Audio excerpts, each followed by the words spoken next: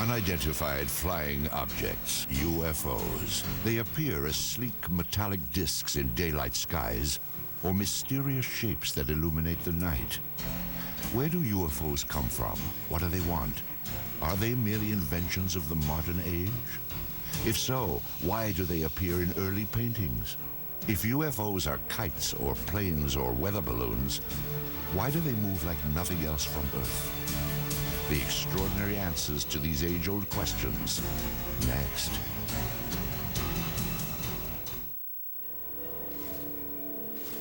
UFOs are now hauntingly familiar. They have shared our skies for an uneasy 50 years. Eyewitness accounts testify to their breathtaking speed, unparalleled maneuverability, and uncanny silence. They are different than any aircraft made here on Earth. These stealthy visitors are called UFOs, unidentified flying objects. They have shown up unexpectedly in photographs taken all across the globe. Yet if we turn back the pages of history, there are intriguing hints that UFOs have been with us all along. Perhaps even as far back as 12,000 years ago, when our ancestors found shelter in the darkness of caves. The walls of these primitive dwellings were often painted with figures of hunters and the animals they hoped to snare. Recently, other images have come to light. These tracings were made from caves in France and Spain, and they show pictures not ordinarily associated with hunting. Their shapes are very peculiar because they do oftentimes look like UFOs and saucers. And I'm not saying that they are UFOs, that they do represent craft of any type, only that they have a similarity to what we now perceive as maybe craft from another planet as UFOs. And one wonders where the cave people were getting the impetus for putting these on their walls. Obviously, putting paintings on cave walls was a laborious process, and you would only put down the most important things of your daily life. And here these objects appear not once, not twice, but fairly numerous times on the cave walls. The advance of civilization brought us out of caves and into cities. Some 4,000 years ago, scribes recorded what sounds like the sighting of UFOs during the reign of a pharaoh named Thutmose III. In the year 22 of the third month of the winter, a circle of fire appeared in the sky. After some days, it became more numerous and shone with the brightness of the sun, extending to the very limits of the heavens. Royal Records of Thutmose III, 1480 BC. A millennium later, young Alexander the Great conquered his way across the known world. In 332 BC, he laid siege to the Phoenician city of Tyre, and accounts from both sides report that shield-shaped silver objects appeared in the sky. One supposedly sent down a beam of light that destroyed the city walls. Even the Bible itself contains passages that some say refer to alien spacecraft. I looked, and behold, a stormy wind came from the north, a great cloud with fire flashing through it, and a radiance round about it, while out of the midst of it gleamed something with a luster like that of shining metal. Ezekiel, verse 1. There are a number of reports from the past, and I believe that some of them are quite legitimate. But one of the things is you can't interview witnesses, of course. You can't get independent witnesses. You can't ask, well, what angle was it above the horizon? The problem we have with them is we have to take them totally at face value. It's always important in looking at these to remember that there are a lot of strange astronomical phenomena that only occur once in a while, like a star going supernova and suddenly appearing in the sky, or a comet which appeared unexpectedly. And so you always have to look at these from the point of view of astronomy. There could be some atmospheric phenomenon or an astronomical phenomenon that they were depicting as something supernatural. As the scientific awareness of the population grew, superstition was replaced by knowledge of what was actually going on in the heavens. However, when an object would fly across the sky and stop, or hover or seemingly descend to the ground or maybe exhibit many different color changes or change shape or what have you, then even those people knew that they were looking at something out of the ordinary. The residents of Nuremberg, Germany, had just such an experience on April 4th, 1561. On that day, the skies above the city filled with a chaotic array of tube-shaped objects and balls of light. Eyewitnesses called it a frightful spectacle. Chronicles of the time also report extraordinary displays over Basel, Switzerland, during the summer of 1566. These events were depicted in primitive woodcuts made by eyewitnesses. However, it was the talented master artists that have left us the most fascinating images. In 1998, an Italian writer named Daniela Giordano earned an award for her landmark study of the enigmatic flying objects depicted by Renaissance artists. She discovered that not only did the artist have these objects in the picture, but he also had people looking at these objects and shielding their eyes as though the people were actually noting with amazement that something unusual was in the sky. It's unknown why the object's there, but it does appear and it looks like a UFO. This apparently traditional religious work is known as the Madonna and Saint Giovanni. Here, too, a witness to the flying object is placed unobtrusively, yet unmistakably, in the background. And it's very obvious that this person's attention is directed to the flying object. And the artist obviously wanted viewers of the painting to see that not only is there the Madonna in the painting, but that there's also an object in the background. Curious airborne craft show up in other media as well.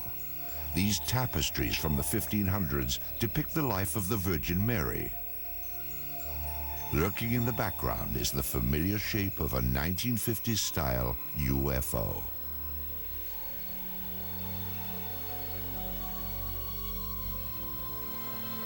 This fresco from a 14th century monastery in Kosovo prominently features what appears to be a flying vehicle.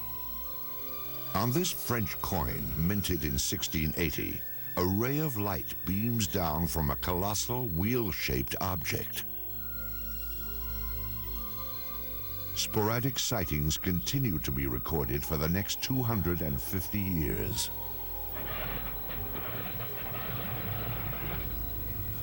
In the 1940s, World War II pilots joined the long list of UFO eyewitnesses. Some of these pilots would later come forward to tell their stories as interest in UFOs increased after the war. Pilots on all sides of the conflict, the Axis and the Allied pilots, reported strange objects, sometimes flying off the wingtips of their airplanes, and seemingly exhibit intelligent maneuvering. If you tried to fly the airplane toward it, the object would fly along with you and just keeping off the wing or dive down or fly above. You couldn't catch up with it. I talked to a pilot of a B-24 bomber during World War II, and he said one circled around their airplane. Round, smooth, sleek.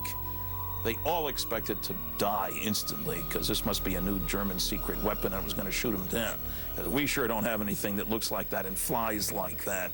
I have one account where they actually fired at it and they seemingly went through it. They didn't damage the object at all. Allied pilots thought they were secret weapons of the Germans. Germans thought they were secret weapons of the Allies, England and America, and they were even seen in the Pacific theater. However, after the war, it became clear that neither the Allies nor the Axis had produced these super aircraft. Someone else had. And they did exhibit maneuvering that, again, was much like the types of objects that were seen immediately after the war ended and called flying saucers at that time. Many believe that in July of 1947, near the top-secret air base at Roswell, New Mexico, the United States military finally got a close-up look at these mysterious spacecraft. The Army Air Forces has announced that a flying disc has been found and is now in the possession of the Army.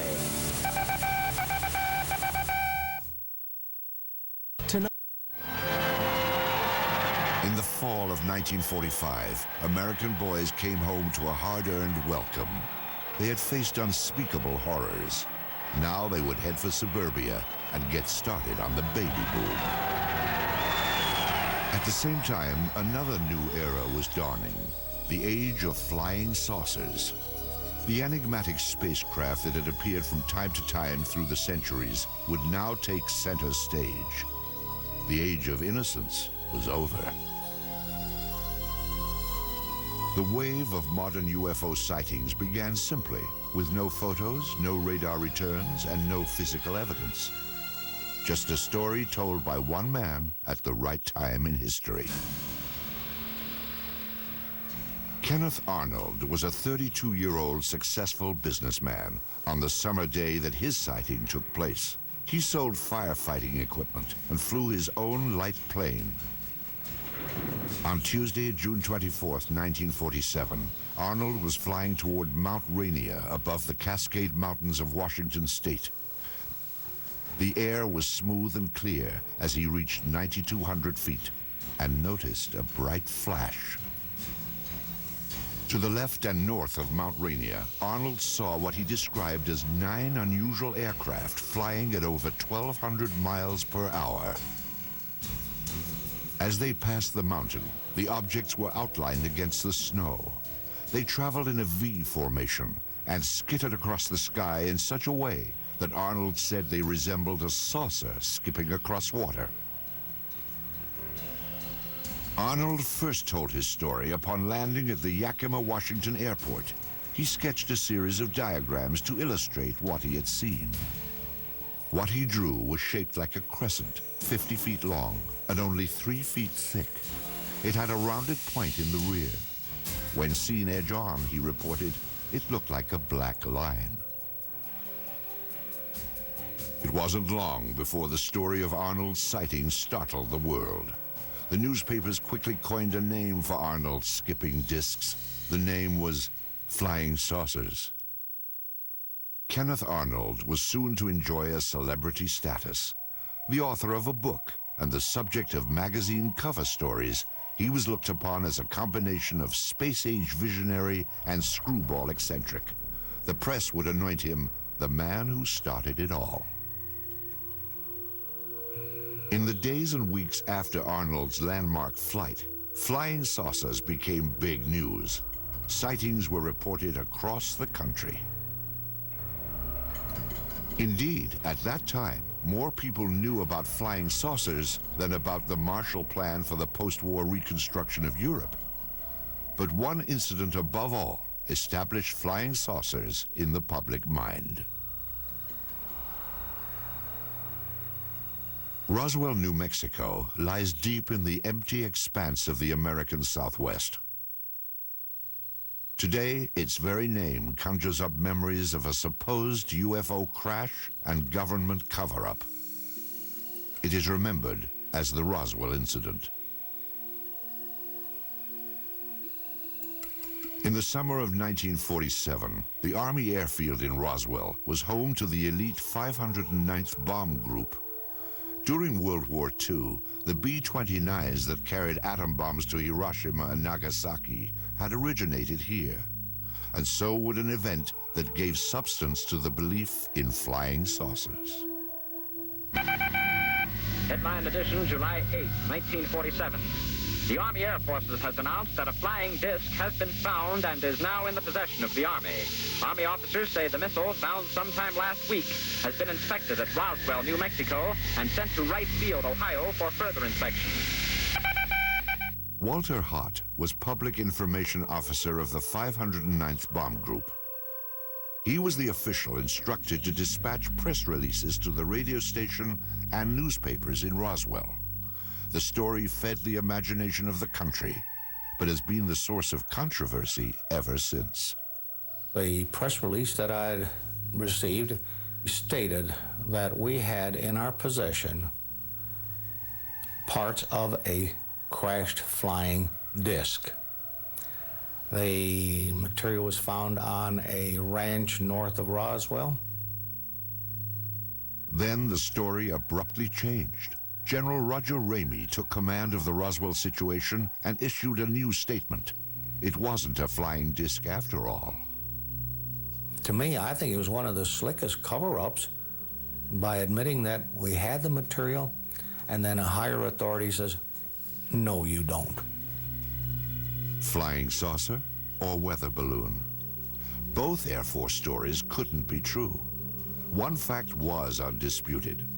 Something had crashed at Roswell.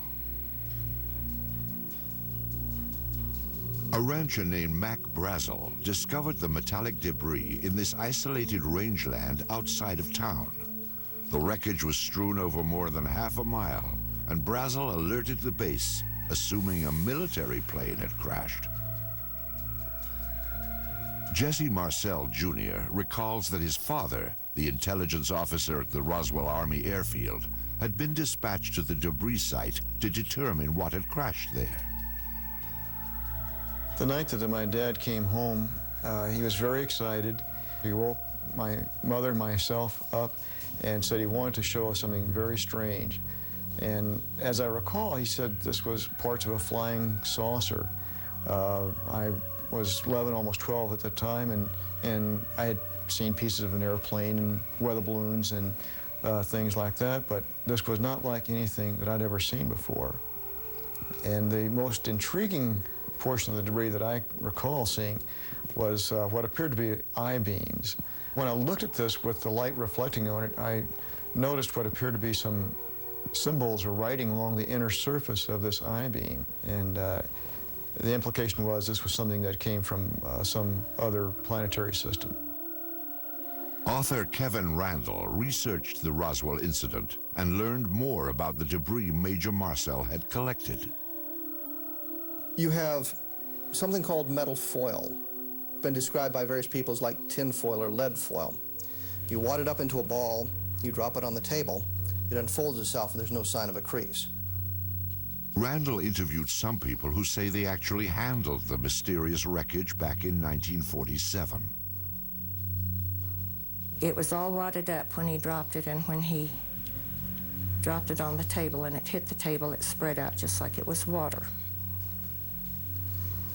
And so they all started holding it and playing with it, and they were trying to cut it with their knives, and they tried to burn it with their lighters, and they couldn't do any damage to it at all. There were also rumors of a second crash site with even more stunning discoveries. Frankie Rowe's father said that the fire department was called to the scene. There he had observed nothing less than actual extraterrestrial beings. They'd gotten a call on what they thought was a plane crash about 30 miles north of Roswell. And when they got out there, it was not an airplane. He said it was a flying saucer that had crashed. And there were little, what he called little people. And he said one of them was still alive. That there were two that were covered up laying on the ground. And he said they had been covered up, it looked like with body bags.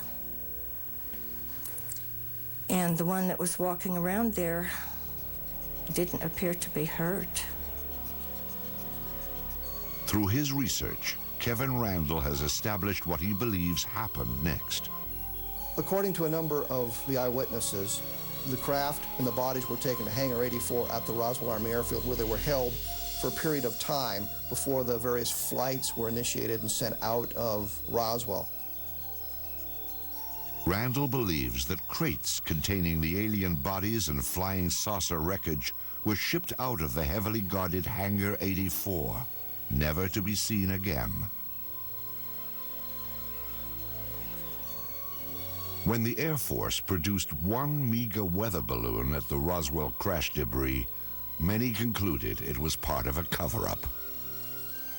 In the 50s, there was the belief that the U.S. Air Force had proof of some sort that these were alien spaceships and was covering it up to prevent panic. There obviously was a cover-up of this accident, because years later my dad said he was actually part of the cover-up because he went along with the weather balloon story. Indeed, according to Marcel, his father revealed that he had been ordered to pose with wreckage from a weather balloon. My dad explained to my mother that this was a non-event. Don't even discuss it with your friends. Don't talk about it. I was a true Air Force brat. I believed in following the orders, you know. He didn't want me to talk about it, so we did not talk about it. These people were visited by military authorities. They were told to keep quiet. Frankie Rowe recalls such a visit from a man in a uniform. He started getting louder, and he kept saying, "Don't you understand? You did not see anything." And he had a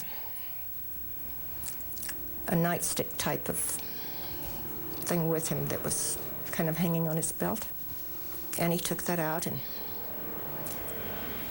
he got very loud, and he started talking, and every time he would make a point, he would hit his hand with the nightstick.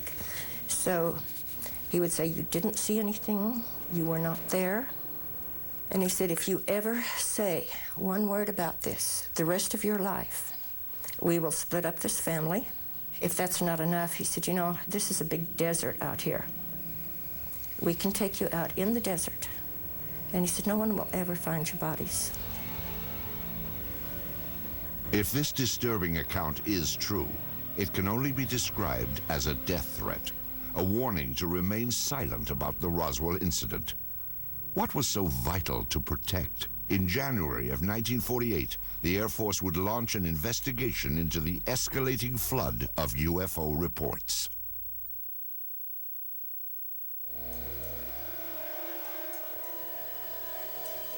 Something crashed at Roswell, New Mexico. But whether the object that fell from the sky in July of 1947 originated here on Earth or somewhere in outer space has been hotly debated for more than a half-century.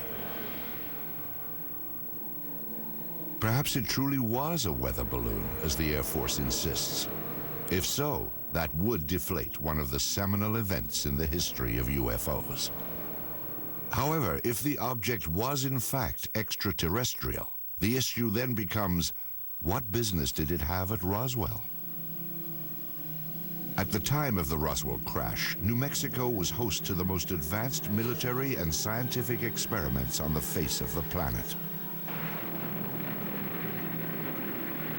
In fact, the Roswell area was the only place in the world where testing of cutting-edge radar, rockets, and nuclear weapons could all be found. Perhaps these lurking UFOs had become a threat to national security. The Air Force quietly began investigating the rash of post-war sightings in January of 1948. This inquiry was codenamed Project Sign, and by October, it would reach a truly stunning conclusion. Project Sign wrote a final report called The Estimate of the Situation, which concluded that UFOs were interplanetary vehicles. You can imagine that this didn't go over well at the Pentagon. The government could not have the idea of UFOs as interplanetary spacecraft coming out when they've been trying to cover up the Roswell crash. It went all the way to the Chief of Staff of the Air Force, who said, "I don't find this document particularly persuasive." He batted it back down and fired practically everybody in Project Sign. The people who were left at Project Sign could read the handwriting on the wall. If you said they were extraterrestrial, you lost your job. Your career was over. After the purge, the inquiry was revamped as Project Grudge, a name that may have suggested a certain skepticism. An Air Force insider actually characterized Project Grudge as the dark ages of UFO investigation. In August of 1951, this V-shaped pattern of objects appeared over Texas and became known as the Lubbock Lights. Grudge said it was a flock of birds reflecting the glow of the city. This film was submitted from Great Falls, Montana in 1950. It depicts bright white dots moving behind the smokestacks of a grain mill. The photographer described the objects as shiny, bright, and metallic, like polished silver. Project Grudge concluded that they were F-94 Air Force interceptors landing nearby. After 3 years of debunking UFO reports, Grudge was reorganized into the supposedly more objective Project Blue Book. Blue Book became the focus for public attention and press attention, but it was never scientific, it was never comprehensive. They didn't have radar, they didn't have computers, they didn't have people ready to go up, in aircraft with instruments to monitor UFO sightings. Typically, an officer, a sergeant, several secretaries, their job was primarily to try to tell us that there was nothing to flying saucers. Major Hector Quintanilla Jr. became Blue Book director in 1963. The objectives of the program are twofold. They're the same as they have been since 1953 when the regulation was written. First of all, to try to determine if the UFO phenomena presents a threat to the security of the United States. And second, to determine if the UFO phenomena exhibits any technological advances which could be channeled into research and development. Many of the UFO reports were easily explainable as atmospheric anomalies, like this saucer-shaped lenticular cloud formation. The man who shot this film, a Navy officer and aerial photographer, claimed he saw these objects up close before getting out his camera. He said they were disc-shaped and gunmetal colored. Blue Book determined they were high-flying birds. Astronomer J. Allen Hynek, a Blue Book consultant for its entire 16-year run, had this assessment of the project. Quote, "When Major Quintanilla came in, the flag of the utter nonsense school was flying at its highest." Blue Book's most notorious nonsense came in March of 1966, when it dismissed a wave of credible sightings, including many by policemen, as swamp gas. In December of 1969, the Air Force closed down Project Blue Book and washed its hands of UFOs. Few scientists were willing to approach the subject. However, there were some who embraced UFOs without reservation.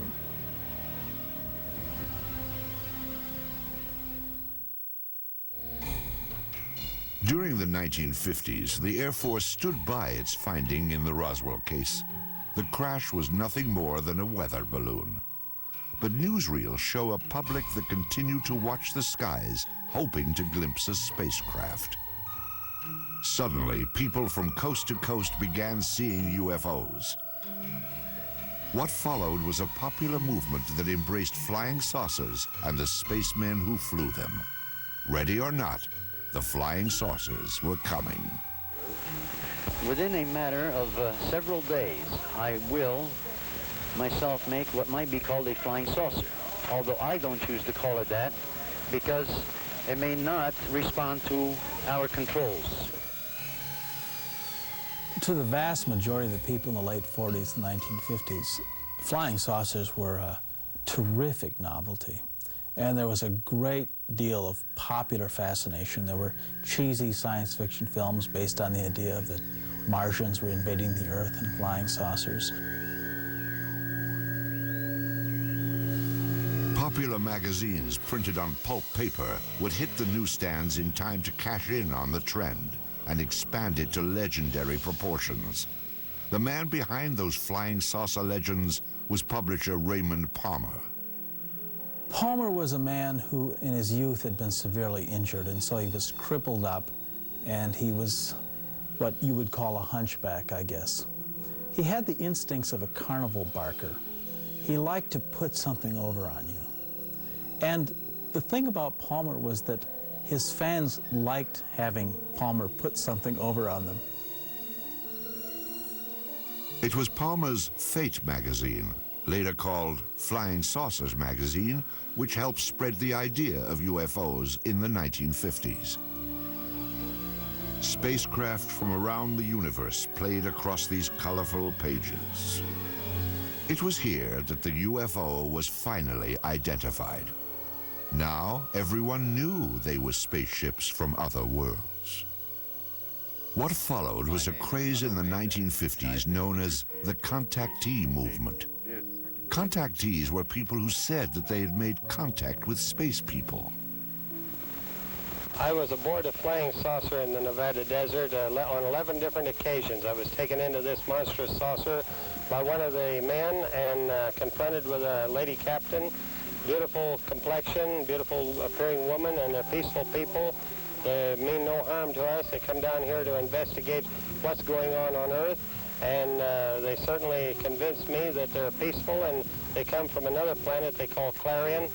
They told me there was life on Mars and that there were life on other planets as well, and all planets except Earth had interplanetary means of travel. The man credited with starting the contactee movement was a Polish immigrant and self-styled philosopher named George Adamski.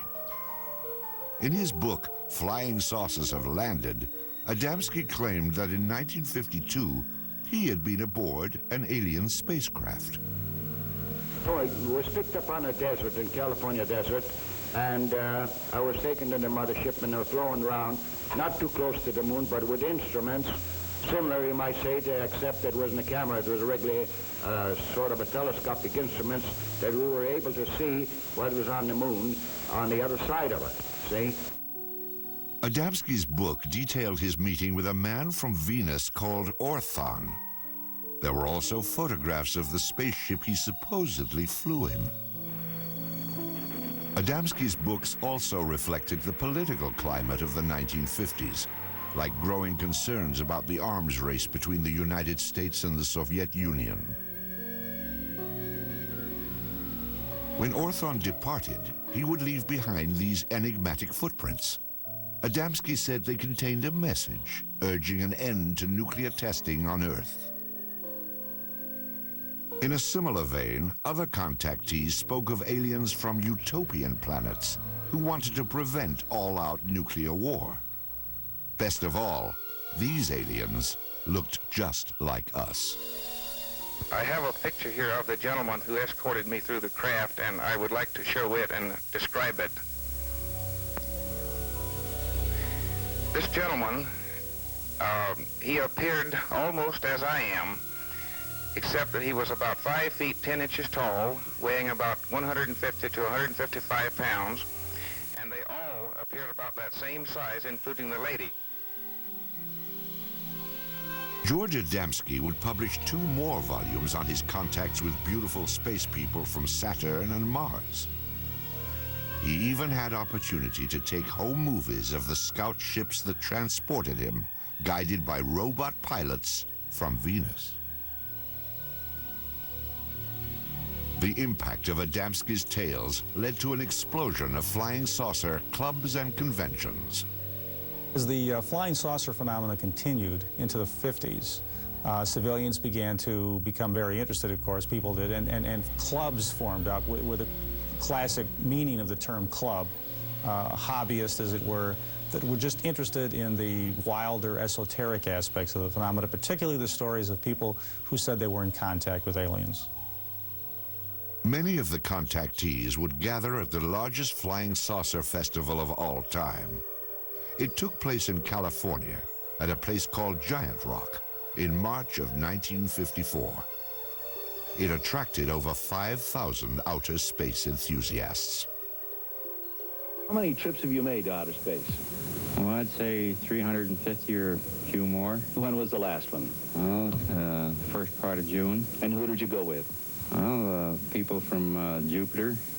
I have made telepathic contact for the past 8 years with many space people from many areas of space, both inside and outside of the solar system. Lectures were given from the Giant Rock, and stalls were set up to sell books, photos, and space-age souvenirs. Most importantly, conventions like this gave the contactees a place to exchange ideas, rumors, and reports. But I do believe what I see. And I am one of those who was inside a flying saucer. I seem to become one with the entire universe. Everything in the universe seemed to be contracted down to one small dot. What were their clothes like? The woman had a radiant red box-pleated skirt and a black velvet appearing blouse and a black and red tam or beret, and the men had clothes very similar to our Greyhound bus drivers. Contactees also described the alien spacecraft they had seen in astonishing detail. On July the 12th, I took a trip in a flying saucer, which I am pointing right here. The saucer was well equipped with rooms, bedrooms, bathroom, toilets, and this saucer, I went up into Mars, over the moon, Venus, Clarion, and Orion. When I say Orion, I do not mean Orion.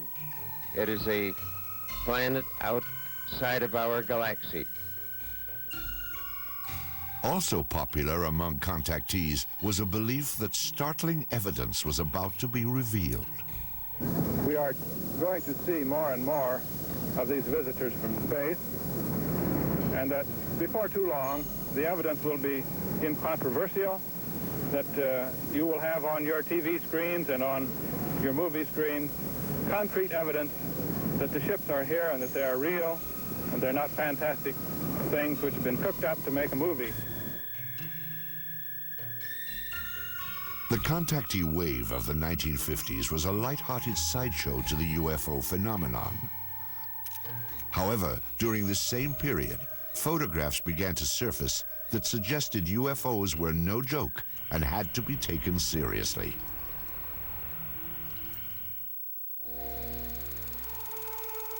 They are round, they are cigar-shaped, and they are cylindrical. Some appear to be sleek and smooth, as if made of stainless steel, while others appear bolted together from some alien cast iron. At night, they are described as having flashing lights. They appear without warning, streak across the sky, and disappear. Many UFO films and photographs have been identified as natural phenomenon or hoaxes. But some UFOs appear in photos when we least expect them and defy explanation. UFO photo cases are tantalizing because they're some type of what you might think of as objective proof. The UFO phenomenon is ephemeral, and normally all we have are reports of witnesses on a piece of paper and a tape recorder. But with photos, you think you have something physical. Indeed, photos offer some of the most convincing evidence that extraterrestrial aircraft may be real. This series of photos remains among the most compelling examples of what ufologists call a daylight disk. The photographs were taken on July 29, 1952 by George Stock, outside of his lawnmower shop in Passaic, New Jersey. Stock reported that as he was working outside at 4:30 p.m., he looked up to see something unusual flying overhead. Using an inexpensive box reflex camera, he snapped pictures of what he described as a disc-shaped object with a metallic bottom. It hovered momentarily, then accelerated and flew away. All that remains of this astonishing daytime visitation are a few pictures. But are photos reliable evidence for UFOs? Dr. Bruce Maccabee is an optical physicist employed by the United States Navy. His official research involves high-energy space lasers, but his interest also lies in the detailed analysis of UFO photographs. Of particular interest to Dr. Maccabee are photos which show no evidence of a hoax or misidentification and cannot be otherwise explained. One such case began at a farm in rural Oregon in 1950. These are two photos taken by a farmer and his wife in 1950 in McMinnville, Oregon. Here's the first photo and here's the second, and we'll get a little bit of a blow-up on these. Using image enhancement equipment, Maccabee brings into focus the startling photographs that were taken in the early evening with a simple camera. You can see that it's a an oval object with a little thing on the top, like a little protrusion at the top of it. This is obviously a hoax of the real thing. There's no halfway point. You can see the image clearly enough to see that it's not a bird, a plane, or Superman. So the next question is, what could it be? And if we go back over here, we can see that there are electrical wires right up above the object, looking again at the blow-up. And now the question is there any evidence of a suspension underneath the wires? A contrast-enhanced version of the Oregon photo reveals minute scratches that Maccabee must distinguish from a string or line that might have been attached to the object to suspend it for a hoax. No one has found any evidence of a line going up above the object. There is a possibility that this thing might have been thrown and photographed, except that the image is not blurred by motion. Agents of the Air Force and FBI questioned the couple who took this picture, and authorities later confiscated a copy held by the local newspaper. No one has yet explained why. This photograph is another of the more credible UFO pictures ever taken. It was snapped in Brazil by a government survey team in 1958. A Brazilian naval photographer on a ship was there with the rest of the men when they saw an object shaped like Saturn, in other words, an object with a ring around it, flying toward an island that they were near, Trinidad Island, flying around the island and then taking off in the distance. And he snapped 4 or 5 or so or more photos of the object with literally dozens and dozens of witnesses.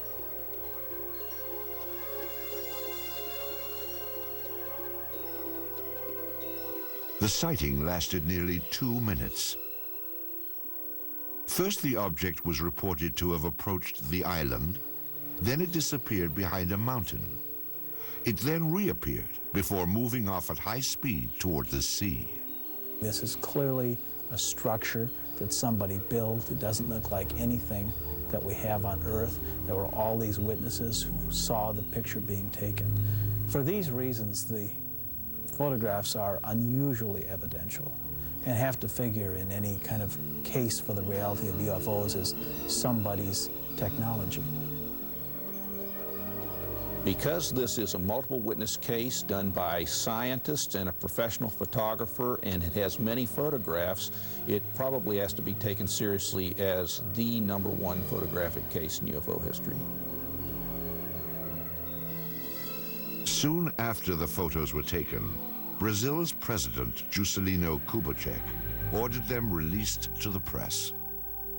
His action stands in stark contrast to the apparent secrecy of official UFO inquiries in the United States, beginning with the Roswell incident in 1947. Even today, requests for government records are routinely refused. Documents that are released are often censored to the point of uselessness. Perhaps it is no surprise that many suspect a government cover-up and conclude that unidentified flying objects may indeed originate somewhere other than Earth.